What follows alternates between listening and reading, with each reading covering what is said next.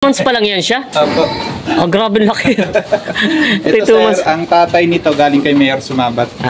Yung kaunahan kong back na grabe yun. kita mo rin doon si Major. 2 months pa lang siya, sobrang laki na. Oo.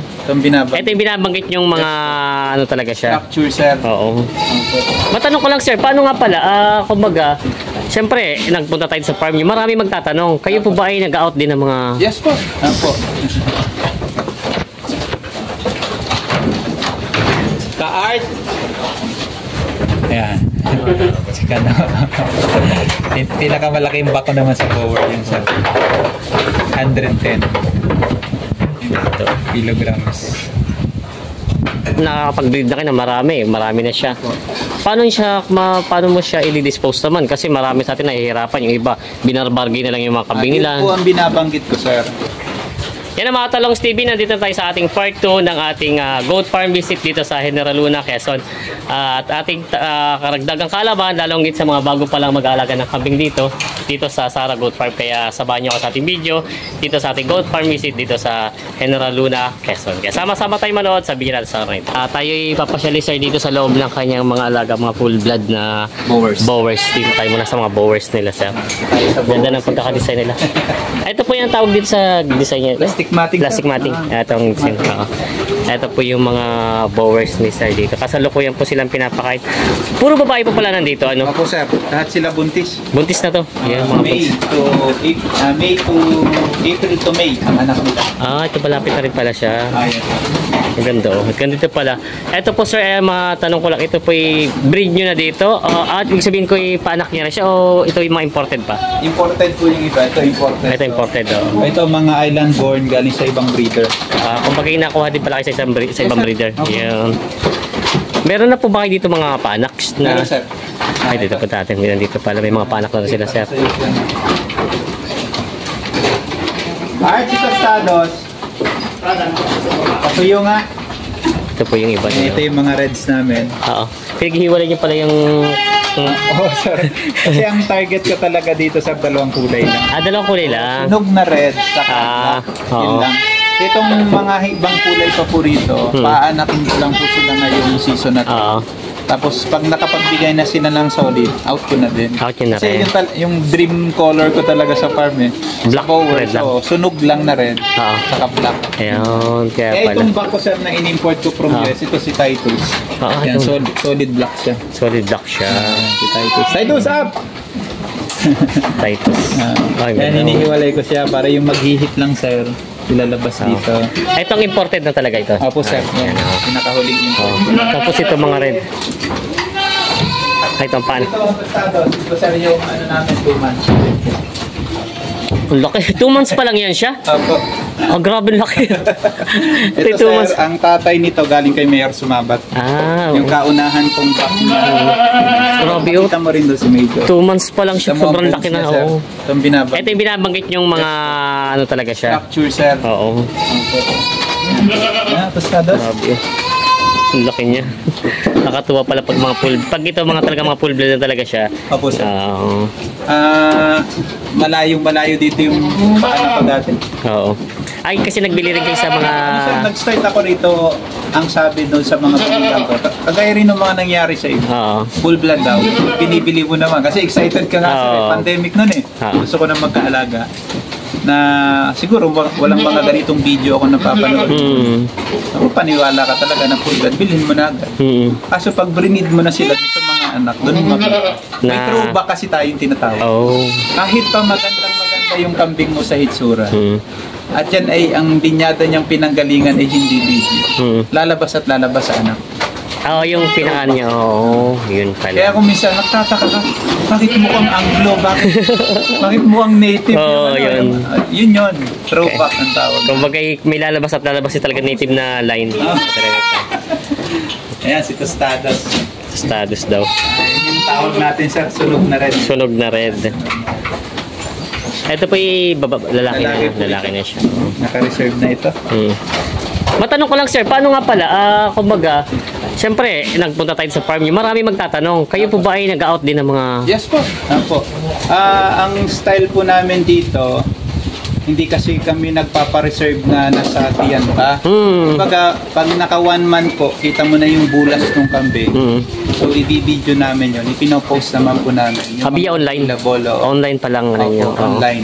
So, welcome din ako sa farm visit. Mas okay sa akin. Yun pala. Kasi, ang hirap talagang mag-explain sa, ano lang eh. Oo. Ang hirap sa Facebook lang, PM, ang hirap sa pinaka-the best para makapili ka. Tanong mo rito, asin yung nanay niya, asin yung tatay niya, ganyan. Kumbaga, welcome naman po kung may gusto Yes, talagang para makita nila talagang po kayo, 24/7. Yun. Kahit anong oras, may tao naman. Ay, matanong ko lang sir kasi katulad dito, marami magtatanong sa atin ng mga OFW nating kababayan. Siyempre, yung iba nandito sa Pilipinas. Marami po kasi ang interesado sa kambing kumpara sa ibang mga hayop. Opo. Sa ngayon, sir. Sa ngayon, napakarami. Mataas ang demand. Oo, mataas ang demand nila.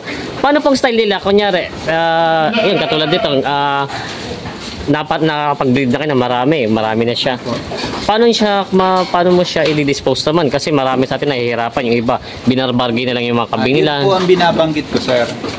Sa akin, hindi ko naman totally inalis yung mga unregistered. Ang ibig ko sabihin unregistered, hindi siya rehistrado sa American Boer Goat at hindi rin siya rehistrado sa American Dairy Goat para sa mga Anglo. Hindi ko inalis yun kasi may mga market tayo ng mga unregistered. Kumbaga yung mga budget, yun ang tinatawag ko dapat sana na budget meal. Budget meal. Hindi yung budget meal kasi upgraded yung binibenta mo pero ginagawa mo pure breed. Ang budget meal sana, yung pure breed siya at full blood Boer din naman kaso yung papel niya hindi rehistrado sa US. Yung po sana. So mas budget meal siya kasi hindi mo na kailangang iparehistro sa US. Mahal din kasi yung registration. And syempre, yung ginamit mong mga breeder doon, mas mura. Kasi hindi imported. Yun sana po ang lumabas na budget meal. Kasi ang mahihirapan ka lang ho talaga diyang mag-out para po sa akin kapag hindi mo na secure yung legitimacy nung iyong mga breeder. Pag hindi legit yung line, hindi legit yung papel. Pagdating po sa kasunod na season, makadalawa, 3 season ka, hindi ka makakapag-market kung hindi ka rin lang manlulok. Yun, nangyayari. Ganyan po ang sistema. Pero, kung ang hawak mong papel ay legit, from the start ay legit yung papel, iningatan mo talaga na maging breeder mo, ang starting capital mo ay para sa mga legit na breeder, ay hindi ka po mahirapang mag-tout. Yun pala. Kasi hindi mo kailangang mag-invento ng papel para sa alaga mo. Kumbaga ang mga customer, sila mismo nalapit sa inyo dahil alam nila legit yung inyong mga kambing na binibenta. Kasi totoong kwento naman sir makapagbenta ka ng minsan pero pag natuto yung binentahan mo at alam na ginawan mo lang ng paraan yung papel na binenta mo sa kanya, nung i-breed niya yung alaga mo nagka-throwback tapos mukhang full blood nung bata pa tumalaki nagiging pang. Ang kambing sir parang aso. Maganda siya pag 0 to 6 to 8 months maganda siya. Pero pag nag-yearling yan, 1 taon pataas, doon mo makita ang diferensya. Doon mo makita. Kaya, bakit ba ang daming nagbebenta ng 4 to 6 months, 8 months? Bakit bihirang-bihira yung nagbebenta ng mas maedad na? Kasi yun yung kagandahan ng kambing, yung mga ganong age. Dinadahilan natin kasi kawawalay lang. Okay po yun. Kawawalay lang. Talagang ganon. Kasi malulugi ka naman kapag pinatagal mo pa. Ito si Titus po. Black na black siya. Yes po. Ang tatay po nito sa US ay inobold. Inobold. And then yung babait pati siya. Yan. Pogi yan. Pogi. Yeah. Pwede natin sir, tingnan pa yung iba doon. Mapasok tayo. Hindi naman siya, pasyala tayo ni sir dito sa kanya mga alaga. Sinisira kasi nila lagi yung lock ko, kaya... Kahit alambre na lang. Oo. Hindi nagtatagal. Hindi nagtatagal yung aming mga lock dito. No. Okay. Una. Okay. Halika. Grabe, laki niyo. Sir. Kaya sir ngayon kasi ginagamit ko, nahihirapan silang kumasta kapag sobrang tapat. Kaya dinadiet ko talaga sila pag breeding. Pag breeding talaga hindi siya pwedeng patabayin sir, na hinihingal. Saka medyo takot ako sa calculi. Yung kaka-UTI kung sa tao. Talaga ang kinakamatay ng bak na yan. Sa dami po ng case. Dahil doon sa overfeeds. Commercial feeds. Opo. Kadalasan pong sakit ng mga imported niya. Kasi gusto natin sa bower talaga yung malaki. Maganda tingnan, lalo sa mga show. Kung breeding po ang purpose natin sa experience ko po, hindi natin dapat patabi. Malaki na may. Kung pang show siya at yung mga pang out natin ng mga ganito, dapat palubuhin mo kasi maganda tingnan. Pero yung mga inahin mo, sir, saka back mo, kung breeding mo siya gamitin, dapat sakto lang katawan niya. Makatipid ka sa feeds, malayo ka pa sa sakit ng kambing. Yun ang mas magamit mo sila. Kasi pag sobrang tataba po, sabi ng iba, hindi naman totoo yun, nagpapakasta din naman. Oo, nagpapakasta po, pero kadalasan nagpapaulit. Kasi pero hindi... ano po kasi yun, pag halimbawa, nagpakasta ka ng kambing, pero naka-unli feeds ka pa rin. Mainit yung feeds, natutunaw po yung similya. Kung baliwala siya. Baliwala po ulit, magpapaulit siya ulit kasunod na buwan. Kaya, ang diskarte ko dito, sir, pag breeding season ako, babawasan ko ang pakain, papatayin ko si feeder. Papatayin ko yan, hindi yan gagana. Hanggang sa makastahan sila, kapag nakapagpa-ultrasound na ako after 1 month, at positive sila, saka ako bubuhayin ulit. Yung pala ang para, kasi dati, sir, out of 50, ang nabubuntis lang 10. Kung bakit talaga may naiiwan talaga siya. Talagang, kasi yung setup mo ganun yung setup mo, ganun mo, akala mong tamang-tama na Pero, through breeding experience, makapag-adjust ka. Tama, talaga, farming is common sense. Sabi nga matututo ka rin sa experience. Hindi pwedeng kwento lang ng iba, panood mo lang. Kasi yung maganda po sa kanilang lugar, pwedeng hindi maganda dito sa lugar. Yung pagkain doon sa lugar nila, pwedeng wala dito. Ganyan ho ang sistema. Ito naman matatanong ko, sir, sa yung sistema niya naman ng pagpapakain pala. At ito bang ilang beses sila pinapakain sa maghapon? Sir, yan, dapat may oras. Yung 8 AM ko, nagbibigay ako doon ng aming mixed feeds po. May mixture po kami rito. Kayo na mismo nagtitimpla? Hindi, sir. Binibili lang namin ng mga commercial feeds po. At saka yung ating mga yung pollard, darap, tapos minimix po namin. Ilan pong klaseng feeds yung minimix niyo? Yung commercial feeds, hinahaluan lang namin para medyo makatipid kasi maintenance lang po sa mga breeder.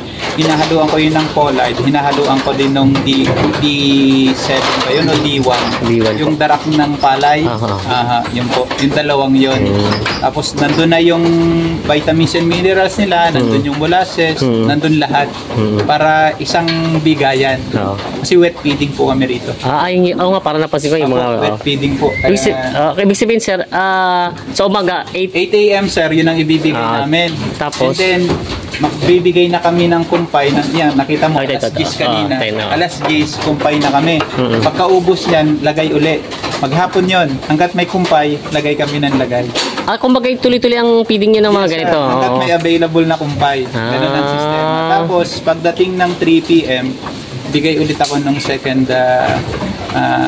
feeds. Feeds naman. Opo, ganun ulit, yung kagaya po ng umaga. Tapos tuloy-tuloy pa rin. Tapos, after po ng 3 PM, yung 5 PM onward sa gabi, pupunuin na namin yung feeder nila ng silage. Silage magdamag na po yun.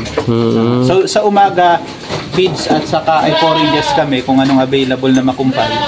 Sa gabi, yun na pong silage. Hindi naman sila delikado sa bloated? Hindi, sir. Sa experience ko, sir, hindi. Ano ba pinagmumulang kalimitan ng bloated? Ang bloated po, kapag sa akin po hindi naman din po ako eksperto. Pero sa experience ko po, yung bigla mong pagpapalit ng klase ng damo. Una po yun. Kasi meron akong back dito, imported pa from Australia, sir. Namatay lang dahil sa Gimilina. Gimilina ng overfeeding ng Gimilina. So, sanay sila. Halimbawa, ipil talaga yung pinapakain mo, di ba? Ipil. Tapos, ngayong araw, may nagputol ng Gimilina nang hinayang ka ngayon. Hindi ka na nag-iipil. Yung buong maghapon, binigyan mo ng Gimilina. Yun lang ang kinain nila. So, yun. Posible po. Kasi based sa experience, sir, posible na mag-bloat.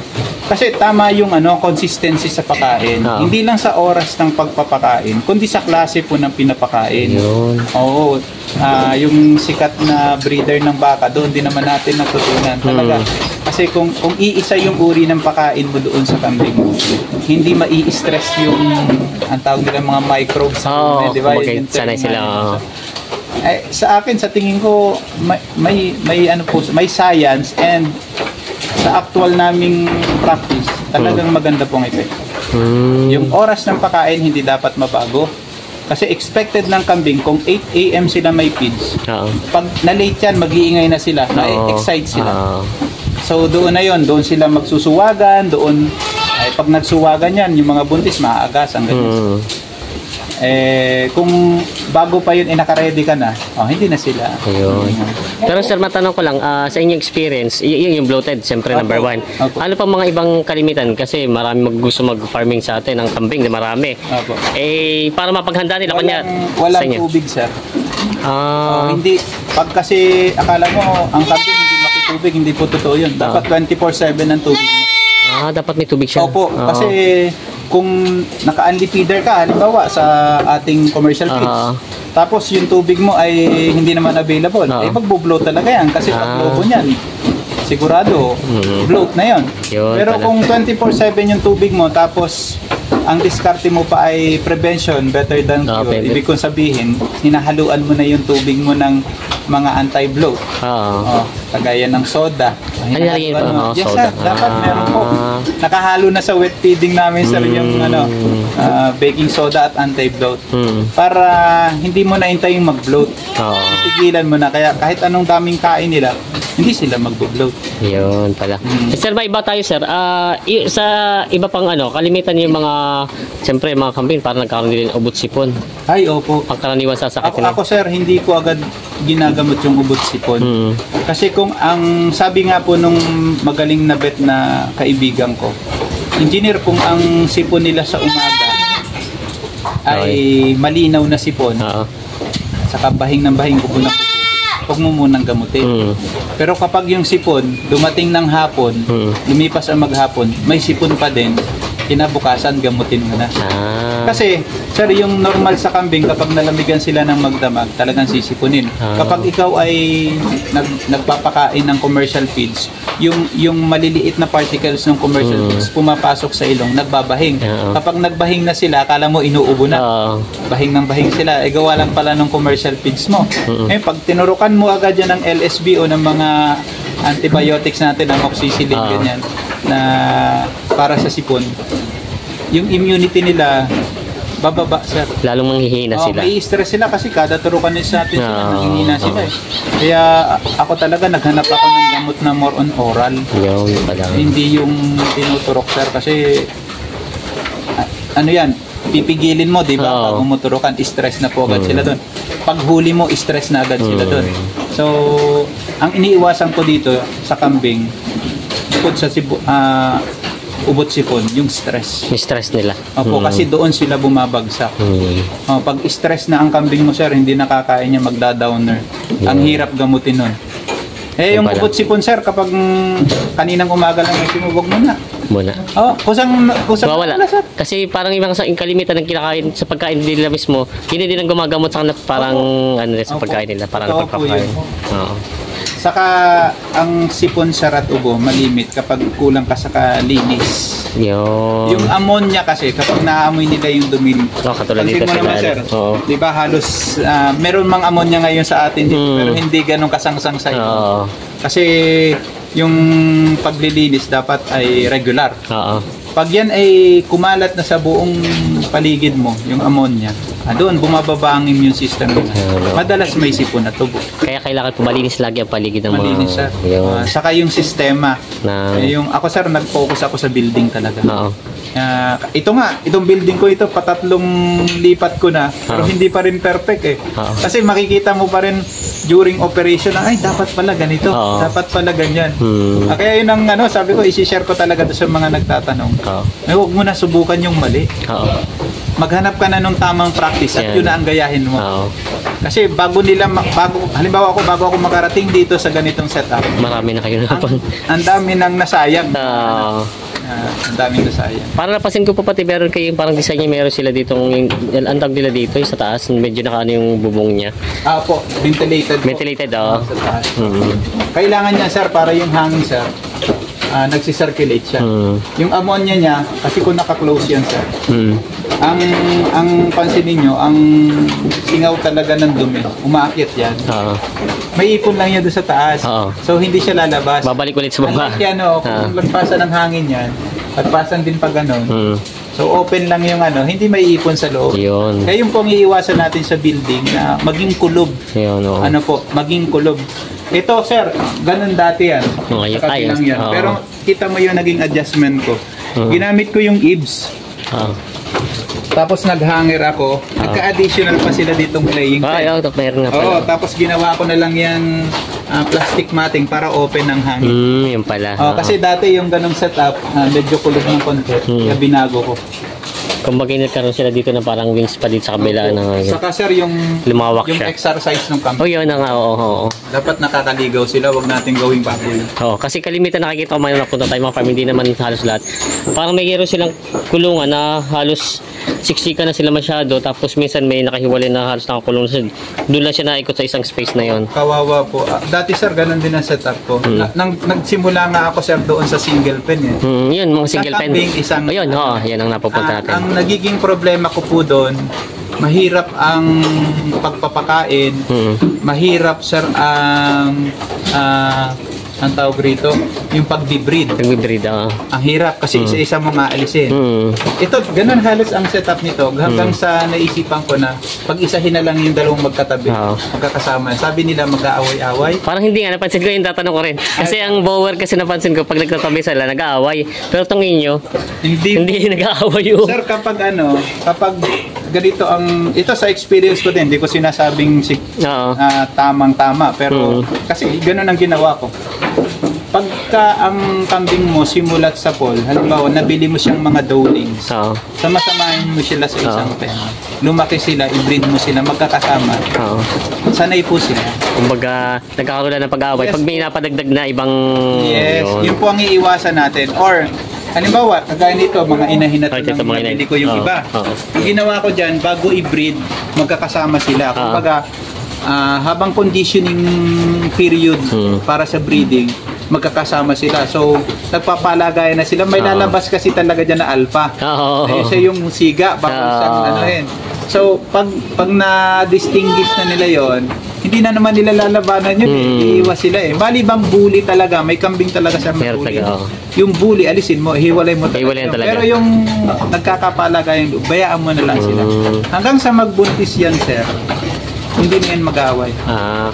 Paano sir, matanong ko lang, syempre, kanya nagbuntis na sila, meron naman kayo lagayan pag-aanak na sila, nakaiwalay na.